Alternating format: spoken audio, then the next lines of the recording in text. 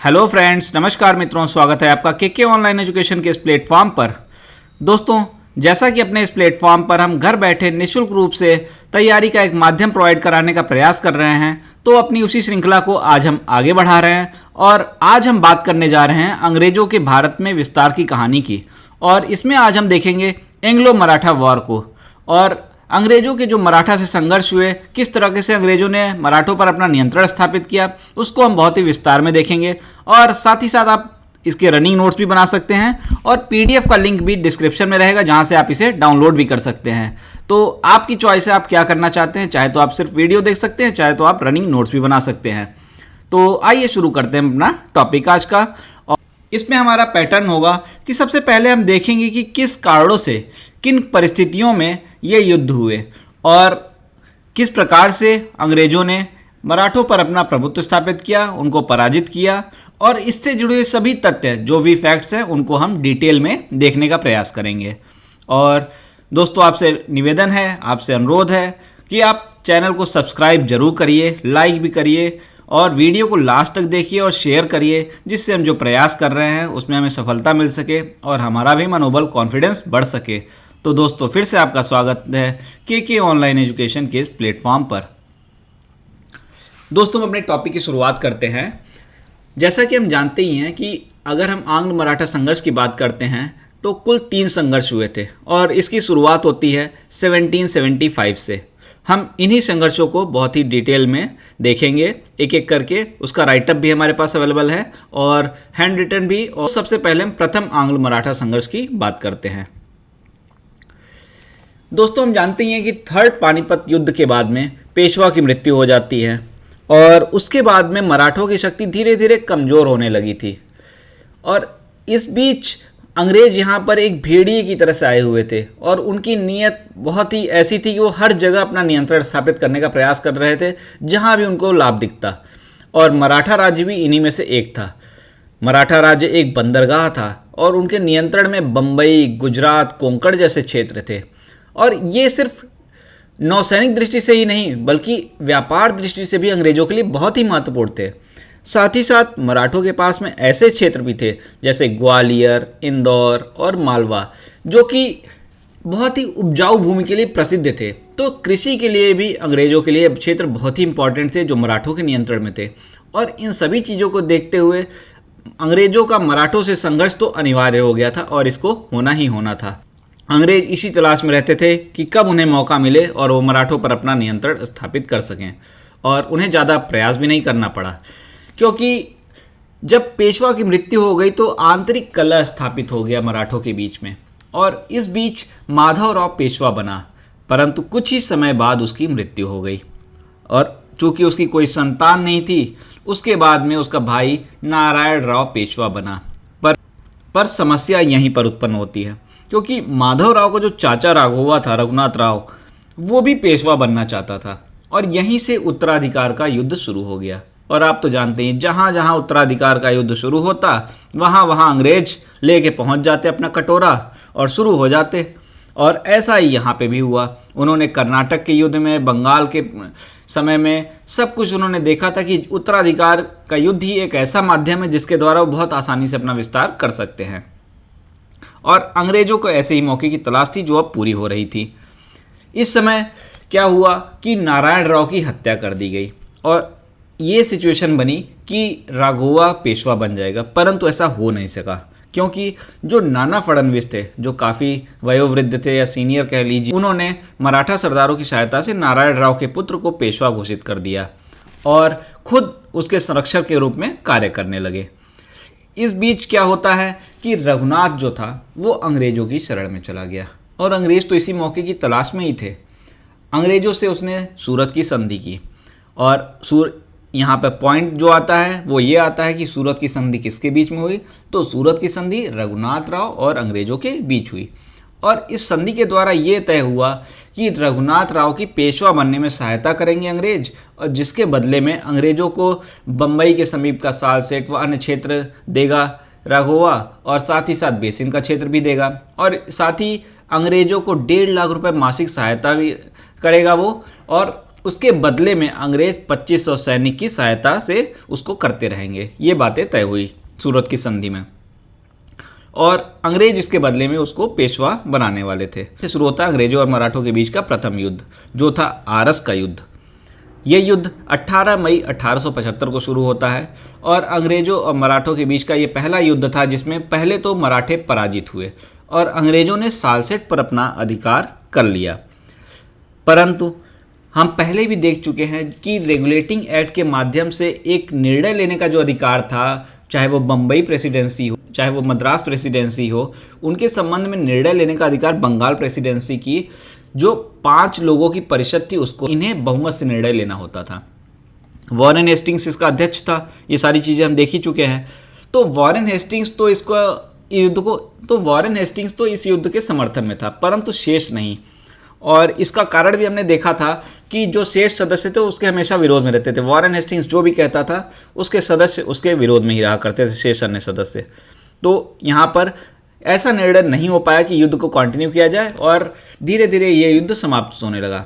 लेकिन इसी एक्ट में एक क्लॉज और भी था कि यदि लंदन से कोई निर्णय आता है या निर्देश आता है तो किसी भी प्रेसिडेंसी को बात माननी होगी, और लंदन की प्रेसिडेंसी से निर्देश आता है कि युद्ध जारी रहे और इसके बाद में फिर से युद्ध शुरू हो जाता है। 1779 में सालगांव में युद्ध होता है जिसमें मराठे जीतते हैं और बड़गांव का समझौता होता है।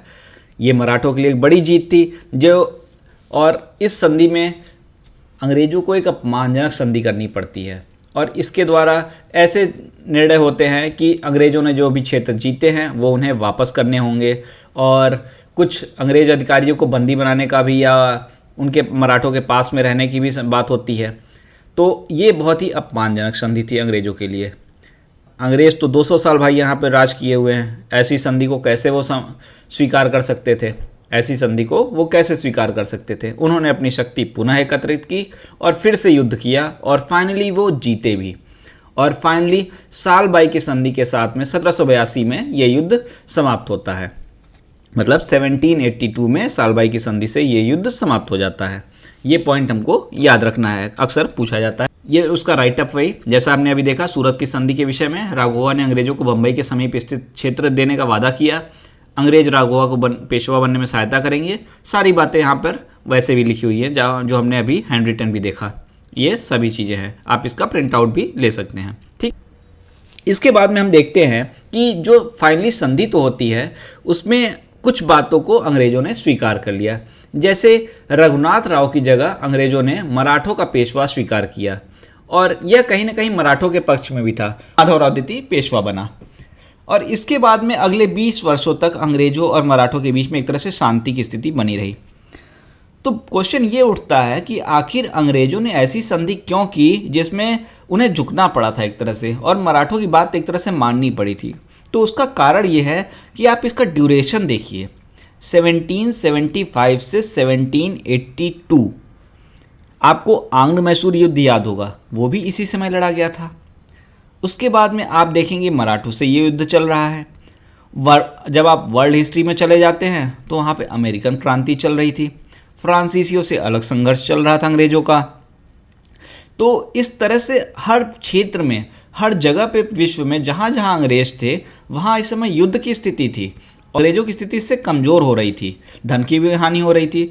तो अंग्रेजों ने यही बेहतर समझा कि किसी भी तरह से इस समय ऐसी संधि करके समझौता कर लिया जाए और बाद में हम देखेंगे क्या होता है। और ऐसी बाद की परिस्थितियां उनको जल्दी मिल भी गई। 20 वर्षों के बाद में उनको ऐसी परिस्थितियां मिल भी गई, क्योंकि यहाँ पर हमने बड़गांव की संधि की बात की थी जो अभी अंग्रेज राघोवा को मराठों के हवाले कर देंगे। अंग्रेजों ने जिन मराठा प्रदेशों पर अधिकार किया वे सभी मराठों को सौंप देंगे। अंग्रेज इन शर्तों को जब तक पूरा न करे 2 अंग्रेज अधिकारी बतौर बंधक मराठों के पास कैद में रहेंगे। जो फाइनल संधि होती है उसके बारे में भी हमने देखा। सालसेट और स्थानादुर्ग अंग्रेजों को मिल गया। अंग्रेजों ने राघोवा का साथ छोड़ने का आश्वासन दिया और मराठों ने रघुनाथ राघोवा को 25,000 रुपये मासिक पेंशन देना स्वीकार कर लिया। तो इस तरीके से प्रथम युद्ध तो समाप्त हो जाता है। फिर बात आती है सेकेंड आंग्ल मराठा युद्ध की, जो 1803 से 1806 के बीच में लड़ा जाता है। अब सालबाई की संधि के बाद में जैसा हमने कहा कि 20 वर्ष तक शांति तो बनी रही और अगर हम कहें तो समय नाना फडणवीस के नेतृत्व में उत्तर व दक्षिण में मराठों का प्रभाव फैलता रहा और इस समय पेशवा की शक्ति परंतु कमज़ोर होती रही और सिंधिया की शक्ति बढ़ती रही, परंतु नाना फडणवीस एक सर्वे सर्वा की तरह से बने हुए थे और मराठों की शक्ति का विस्तार हो रहा था। इस बीच होता क्या है कि माधवराव की मृत्यु हो जाती है और बाजीराव द्वितीय जो होता है वो पेशवा बन जाता है। बाजीराव द्वितीय पेशवा तो बन जाता है, परंतु वह एक बहुत ही कमज़ोर व्यक्तित्व का व्यक्ति था। और इस समय अगर हम बात करें मराठा साम्राज्य की, तो इसमें 5 अलग अलग संघ बटे हुए थे। हमने इनके नाम भी सुने हुए हैं, अक्सर आपने सुना होगा, ग्वालियर के सिंधिया, इंदौर के होलकर, नागपुर के भोंसले, बड़ौदा के गायकवाड़ और पूना के पेशवा, जिनमें से पूना का पेशवा प्रमुख हुआ करता था और अन्य उसकी अधीनता में अपना साम्राज्य विस्तार करते थे। तो इस प्रकार से मराठा राज्य एक मराठा परिसंघ के रूप में परिवर्तित हो गया था और इसका प्रमुख हुआ करता था पेशवा। तो बाजीराव जब बना उसने पेशवा, तो बाजीराव पेशवा जब बनता है तो होता क्या है कि वो एक कमज़ोर व्यक्तित्व का था। अब जानते हैं जो कमज़ोर व्यक्तित्व का होता है उससे हमेशा असुरक्षा की भावना होती है। उसके साथ भी ऐसी परिस्थितियां थी, वो अपने आप को असुरक्षित महसूस करता था और कमज़ोर होने के कारण वो हमेशा संरक्षण चाहता था। तो करता क्या वो था कि वो जो बाकी के लोग होते थे, बाकी के संघ के सदस्य थे, जैसे अन्य होलकर हो गए, सिंधिया हो गए, वो इनको एक दूसरे के विरुद्ध भड़काता रहता था। इससे क्या हुआ कि धीरे धीरे जो मराठा परिसंघ था वो कमज़ोर होने लगा और उसमें जोड़ तोड़ शुरू हो गई। और फाइनली क्या होता है, इस बीच होलकर के भाई को पेशवा व सिंधिया ने मरवा दिया। अब होलकर को तो गुस्सा होना ही था, क्रुद्ध होकर उसने युद्ध किया और पेशवा व सिंधिया दोनों को परास्त कर दिया। पेशवा ने भागकर शरण ले ली अंग्रेज़ों की। और आप याद करिए, इस समय वेलेज़ली की सहायक संधि भी चल रही थी और अंग्रेज इसी प्रयास में रहते थे कि जो भी उनकी शरण में आए उसको कुछ शर्तें देवे और उनको अपने में मिला लें। तो इसी का सहारा लिया अंग्रेज़ों ने। बेसिन की संधि होती है और बेसिन की संधि एक सहायक संधि होती है जिसमें पेशवा को 600 अंग्रेज़ों की एक सेना को संरक्षण में रहना था और 26 लाख रुपए वार्षिक आय का भूभाग अंग्रेज़ों को देना था। परंतु ये बाकी के जो संघ थे उसके क्षेत्र के, वो इससे हो गए नाराज, क्योंकि आखिर ये संधि जो हुई थी वो उनके लिए अपमानजनक संधि तो थी, वो उनके आत्मगौरव के लिए आघात थी। मराठों ने फिर से लड़ाई छेड़ दी। सिंधिया और भोसले दोनों एक हो गए।